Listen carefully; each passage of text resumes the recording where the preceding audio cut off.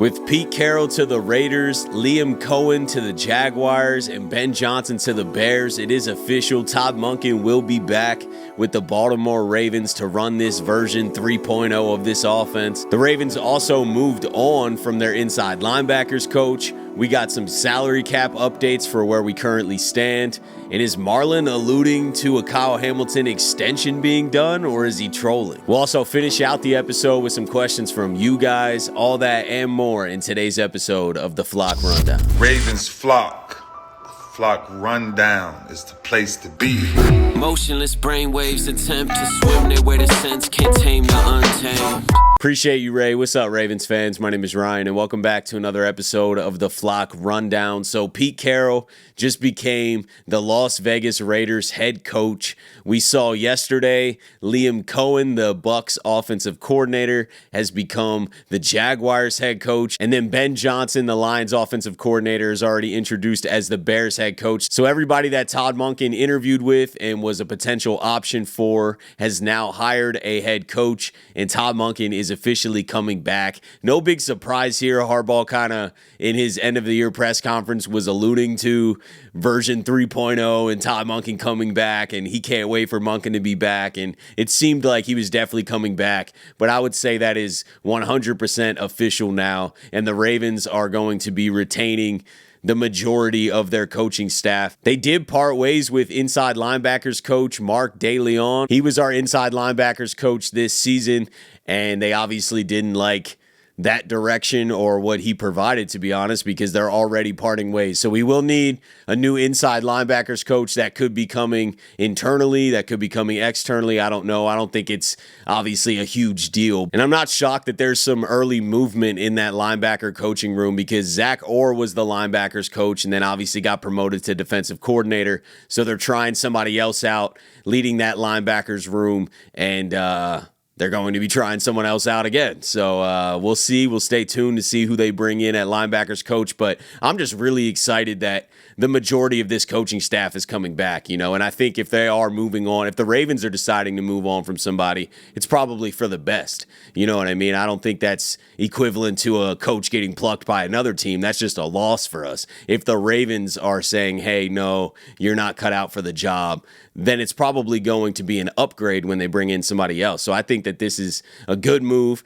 and everybody that they want to come back is coming back. So we will truly be running this thing back, man. I think a lot of this roster and a lot of this coaching staff is intact, and I think that's a really good thing. We're not used to that, especially from the coaching staff standpoint. Almost every single year we're replacing somebody, especially the last few years. It's been coordinators, defensive coordinators, offensive coordinators. That's not easy to replace. That's a big responsibility. So the fact that we have the same defensive coordinator, same offensive coordinator for another year, I think will only bode well for this team and the success of this next season. We did get a salary cap update, or at least where we currently stand right now. It's going to be fluctuating quite a bit, but Brian McFarland hit us with a salary cap update. I always refer to him. He's always on top of this. And after 11 signings this week, we talked about the reserve future deals in yesterday's episode. The Ravens cap space is now just under $6 million. And there's going to be a ton of movement, a ton of decisions, a ton of restructures and extensions. I think that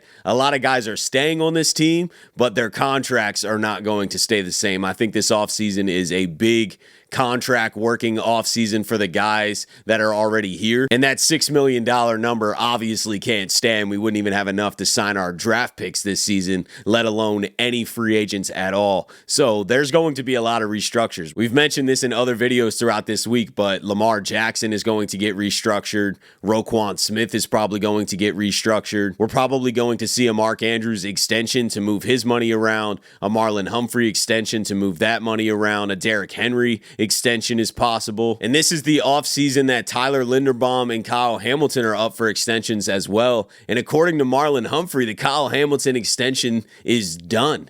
He posted on Instagram that the deal is done.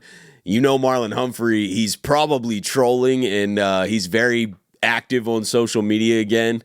and a lot of it is very sarcastic, so I wouldn't be surprised if he's just kind of goofing off because he saw Kyle in the weight room, or if he's just trying to get some engagement. I'm not sure. Or the deal's done. We'll have to see if any real news comes out about that, but he did say that the deal is done, and regardless, right, whether he's trolling or if the deal is actually done, the deal's going to get done. The Baltimore Ravens are never letting Kyle Hamilton out of here. He is going to get an extension probably this season, hopefully this offseason we extend him and Linderbaum, because why wait? It only hurts the team to wait. And a lot of players want to get this done early too, because they get security. They get long-term security. They get that big contract now. They're going to get a huge signing bonus, which gives them a lot of immediate cash. So it works in both interests, but the team will save some money by getting it done early and not letting a guy like Kyle Hamilton or Tyler Linderbaum hit free agency where everyone's going to throw the house at them, and they're going to have record-setting numbers. They're probably still going to have record-setting numbers in Baltimore, but if you don't let them hit free agency and you get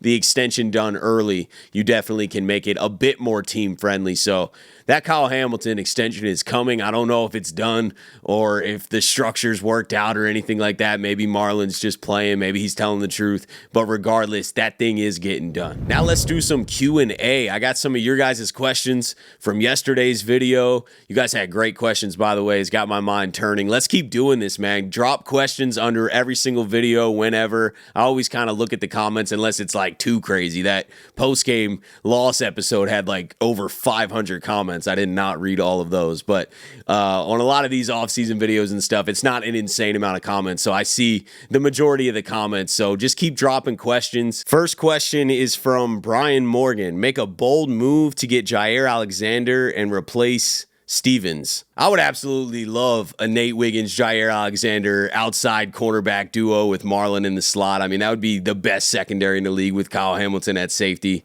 Unreal. I have seen that he's probably going to be a cap casualty of the Packers and that they're going to move on because he's been injured so much. So I don't even think that you would have to trade for him. I don't think the Ravens would trade for him. That would be kind of like an all-in move, and his contract is kind of crazy. His cap number this season's $25 million. He's also under contract for next season as well, and that's $27 million. So if you did trade for him, you wouldn't give up that much. Some mid-round day 2 pick, and then you'd have to extend him to move those numbers around because the Ravens are in absolutely no position to be paying another new player $25+ million a year for the next 2 years. So I think if we did trade for him, it would be a mid-round pick and an extension would have to be lined up. But I do think he's going to be available. I don't think the Ravens will trade for him.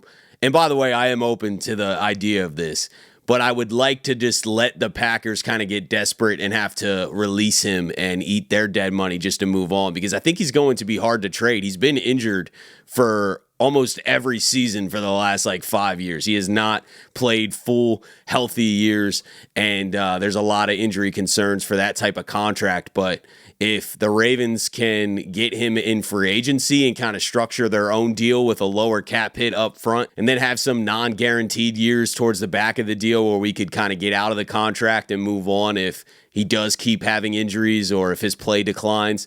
But if the Ravens can get him in free agency and structure a deal like that, oh man, I'm all for it. I think that he's an incredible talent and would be a massive upgrade over Stevens. And he's played with Lamar, so I think that's just good for the locker room. They both played together at Louisville. I love this idea. I love Jaire as a player. Next question from Jeff Hardy. Does Ronnie now making the Pro Bowl trigger his Pro Bowl bonus money? Good question, man. I had to look into this because I was not sure myself, but you do have to be voted to the initial roster in order for that bonus in the contract to hit. So Ronnie Stanley coming in as a replacement does not activate his Pro Bowl bonus in his contract. So no, he's not getting any extra money for making the Pro Bowl. And staying on the Pro Bowl topic real quick, I forgot to correct this from yesterday. Shout out to Ravens804 for correcting me. If you're injured and originally voted in, I guess it does still count. So that was my mistake yesterday, saying that Zay Flowers doesn't make the Pro Bowl because he is not going. He, I guess, does make the Pro Bowl still, and it still will count on his resume. So congrats, Zay Flowers, for making the Pro Bowl, even though he won't be there. I think that's still an incredible accomplishment, and my fault for getting that wrong in yesterday's video. If I'm ever wrong, call me out.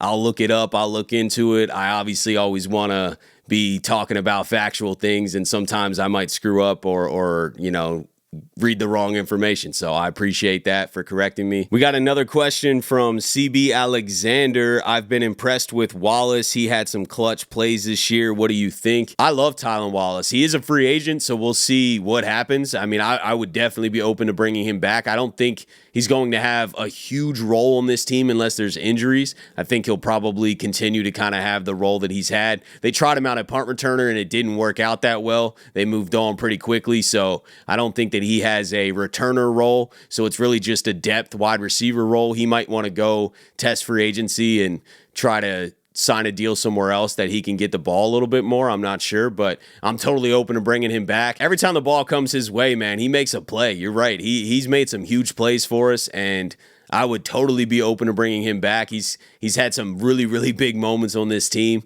and I think that we could use him, but he's a depth piece. He's not going to ever be in this premier role, I don't think. We got a couple draft questions that I'll kind of lump together as well. So we got Emmanuel Stanley, should we draft a wide receiver or offensive lineman or edge rusher? And then Funky Homo Sapien, how would you improve the offensive line? And then Zach Oker, what position should we go after in the draft? So first of all, we're definitely drafting some O-linemen. I think especially guard and maybe tackle, just depending on what happens with this Ronnie Stanley situation. That's still very up in the air. I think Ronnie Stanley is a huge decision that needs to be made. And if we do not re-sign Ronnie Stanley, then we could obviously move Roger Rosengarten into Ronnie Stanley's spot, but then we have no right tackle. Do they want to re-sign McCary and move him to right tackle? I don't love that. I don't love McCary starting on this offensive line, to be honest with you. So I am drafting offensive line heavy in this draft, especially guards, and then potentially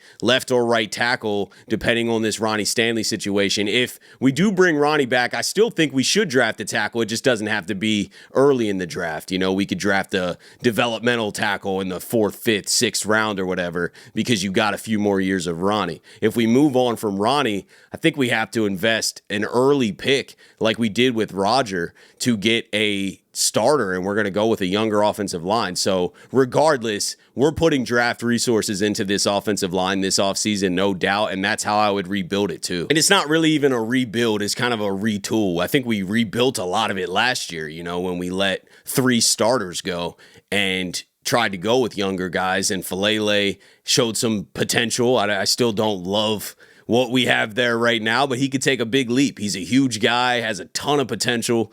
He could take a big leap. I think they're probably going to stick with Falele at right guard, but we'll see. Roger Rosengarten obviously is going to start at tackle, whether that's right or left, I don't know yet, but he will be our tackle. Linderbaum's going to be our center, and then we'll see what happens with Voorhees, but I think we need to get a stud guard in here, and I would be willing to invest an early draft pick to do so. And then to go back to Emmanuel's question, outside of the offensive line, edge is definitely crucial. I think wide receiver somewhere in the mid rounds. I don't think we're going to go early with wide receiver unless it's just a really big best player available type situation, kind of like Zay Flowers in a way. Zay Flowers was the desired guy there, and he fell to us. So if something like that were to happen, I think Eric DeCosta will pull the trigger. I think we're going to go best player available in the first round. I do. Whoever's sitting there, whether that be a premier safety, a premier corner, a premier pass rusher, a premier tackle or guard, we're picking at 27, so you never know who's going to fall there. Last year, Nate Wiggins fell to us. So if a Nate Wiggins caliber player falls, we're drafting another outside corner. If that's a safety, we're drafting the safety, or potentially wide receiver. I would say wide receiver's probably down on that list. I definitely want to add a wide receiver, no doubt. We do need to add depth to this room, but I don't think that we need to go in the first round unless it's like a really elite player that fell to you. I don't think that we need to reach it all in the first round to go get that third wide receiver. I loved what I saw from Zay and Bate this year. We just need to add depth to that room, and I think we can do that through free agency or the mid rounds of the draft. We'll probably draft a D tackle as well. It's a very strong D tackle class. We might be losing Michael Pierce, so I think we'll add to the offensive line, the defensive line with a tackle, and a pass rusher for sure. And then outside corner, free safety are other needs I think that we'll address. So that's how I would attack the draft. I think those are our positions of need, and we always go best player available, so it's kind of hard to tell what we're going to draft in the first round and whatnot. But we have 11 picks. I think Eric DeCosta is going to get busy in this draft. We don't have a ton of cap room now or moving forward, especially with all these other big deals that we have to have. And we got Lamar's contract on the books. I know a lot of restructures are coming, but that's just to afford the guys that we want to bring back in our draft picks. We're not going to have a ton of money. So Eric DeCosta is going to have to nail these drafts year after year to keep this roster really stacked. It's going to come through the draft. We're not going to be able to just be bringing in a bunch of free agents. I think we can get some value free agents for sure. We can sign some Kyle Van Noys and stuff, but we're not going to be getting big ticket free agents most likely. So this draft is super important. But I appreciate all the questions, guys. Keep asking questions under every video. I'll take a chunk of those and just keep answering them and keep talking about different stuff. It's a cool way to interact with you guys. And we got a long off season ahead, so it gives me more to talk about, and I'll probably end up making full videos about some of these. But that's it for today. Appreciate you guys, as always, for tuning in to another episode of the Flock Rundown. Have a beautiful rest of your day, and I'll let the greatest linebacker in the history of the game take us out. Ravens Flock. The Flock Rundown is the place to be. My man Ryan has been a lifelong Ravens fan since he was born. The Flock Rundown. Nothing gets better than waking up and wondering how high we can fly. Tune in. Motionless brainwaves attempt to swim their way to sense, can't tame the untamed.